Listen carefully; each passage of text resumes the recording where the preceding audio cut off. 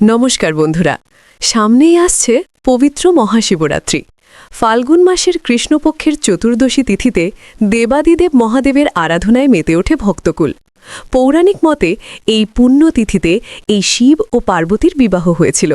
তো এই বছর পঞ্জিকা অনুযায়ী কবে পড়েছে মহাশিবরাত্রি?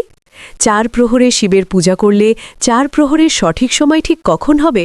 শিবরাত্রি ব্রতের সঠিক নিয়ম কি? এই সমস্ত বিষয় নিয়ে আমি আজকের ভিডিওতে আলোচনা করব। তাই বন্ধুরা, তোমরা ভিডিওটি খুব মনোযোগ সহকারে শুনে রাখো। আশা রাখছি এই ভিডিওর দ্বারা তোমরা ভীষণভাবে উপকৃত হবে। মনে করা হয় মহাদেবের আরাধনার সর্বশ্রেষ্ঠ দিন হল এই মহাশিবরাত্রির দিনটি। বিশ্বাস করা হয় এদিন ভক্তিভরে শিবের পূজা করলে ভক্তির সমস্ত মনস্কামনা পূরণ হয়ে যায় এবং আমাদের জন্মকুণ্ডলিতে থাকা সমস্ত ফাঁড়া এবং বিপদ কেটে যায়। আর এবছর 15ই ফেব্রুয়ারি 2024 রবিবার শ্রী শ্রী শিবরাত্রি ব্রত ও পূজা। আর ঠিক তার পরের দিন অর্থাৎ 16ই ফেব্রুয়ারি 2024 সোমবার পড়েছে শিবরাত্রির পারণ বিধি। এদিন সকাল 6:42 থেকে বিকেল 3:10 মধ্যে উপবাস ভঙ্গ বা পারণ বিধি সম্পন্ন করা হবে। শিবচতুর্দশী তিথিটি শুরু হচ্ছে 15ই ফেব্রুয়ারি রবিবার বিকেল 4:49 থেকে এবং শিবচতুর্দশী তিথিটি সমাপ্ত হচ্ছে 16ই ফেব্রুয়ারি সোমবার সন্ধে 5:33।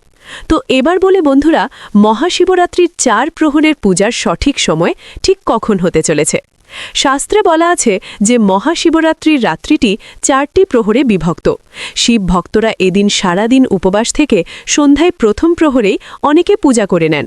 আবার অনেকে এমন আছেন যারা সারাদিন উপবাস থেকে 4টি প্রহরেই শিবের পূজা করেন। প্রতিটি প্রহরী শিব পূজা করলে জীবনের সমস্ত বাধা বিপত্তি সংকট কেটে যায় বলে মনে করা হয়। তো এখন দেখে নেওয়া যাক প্রথম প্রহরটি কখন শুরু হচ্ছে। 15ই ফেব্রুয়ারি সন্ধে 6:11 থেকে রাত্রি 9:23 পর্যন্ত। দ্বিতীয় প্রহরীর পূজা হবে 15ই ফেব্রুয়ারি রাত 9:23 থেকে 16ই ফেব্রুয়ারি রাত 12:36 পর্যন্ত।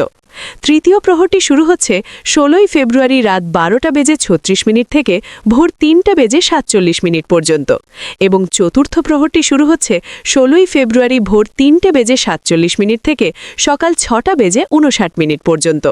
তো এবার বলি বন্ধুরা, মহাশিবরাত্রির ব্রত পালনে কিছু বিশেষ নিয়ম বিধি রয়েছে যেগুলি অতি অবশ্যই মানতে হয়, না হলে ব্রতের ফল বিফলে যায় বলে মনে করা হয়। মহাশিবরাত্রি ফাল্গুন মাসের কৃষ্ণপক্ষের চতুর্দশী তিথিতে পালন করা হয়।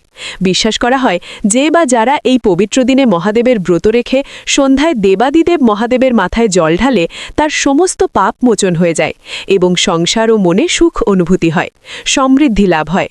ব্রতের দিন সকালে স্নান সেরে পরিষ্কার পরিচ্ছন্ন হয়ে মহাদেবের কাছে সারাদিন সুস্থভাবে ব্রত পালনের সংকল্প নিতে হবে। হে মহাদেব, আমি যেন সারাদিন সুস্থ মনে সুন্দরভাবে তোমার সেবা করতে পারি। এই ব্রত শুধুমাত্র মহিলারাই নন, এই ব্রত পুরুষ এবং মহিলা সবাই রাখতে পারে। এই ব্রত রাখতে গেলে ব্রতের আগের দিন নিরামিষ আহার করতে হবে এবং ব্রতের দিন সারাদিন উপবাস থেকে সন্ধ্যায় দেবাদিদেব মহাদেবের মাথায় জল ঢেলে পরের দিন পারণ বিধি সম্পন্ন করে তবেই উপবাস ভঙ্গ করতে হয়। এদিন অনেকেই 4 প্রহর ধরে মহাদেবের পুজো করেন। প্রথম প্রহরে দুধ, দ্বিতীয় প্রহরে দই, তৃতীয় প্রহরে ঘি এবং শেষ প্রহরে মধু দিয়ে শিবলিঙ্গে অভিষেক করাতে হয়। যারা একবার পূজা করবেন তারা দুধ, দই, ঘি, মধু ও চিনি মিশিয়ে পঞ্চামৃত দিয়ে দেবাদিদেব মহাদেবের স্নানাভিষেক করাতে পারেন। এদিন মহাদেবের প্রিয় ফুল যেমন ধুত্রা, আকন্দ, কলকে ইত্যাদি ফুল দিয়ে মহাদেবের পুজো করা খুবই শুভ এবং যেটি ছাড়া মহাদেবের পুজো একেবারেই অসম্পূর্ণ সেটা হলো বিল্লপত্র।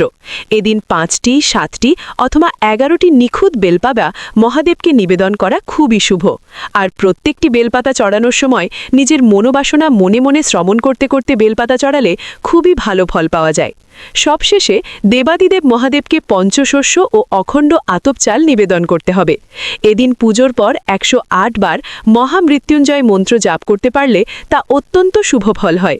এছাড়াও ওং নমঃ শিবায় মন্ত্রটি সারা দিন ধরে মনে মনে জাপ করতে হবে।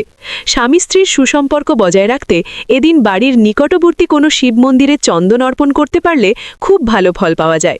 স্বামীর দীর্ঘায়ু কামনায় 21টি সবুজ দূর্বা সাদা চন্দনে ডুবিয়ে শিবলিঙ্গে অর্পণ করাও খুব শুভ।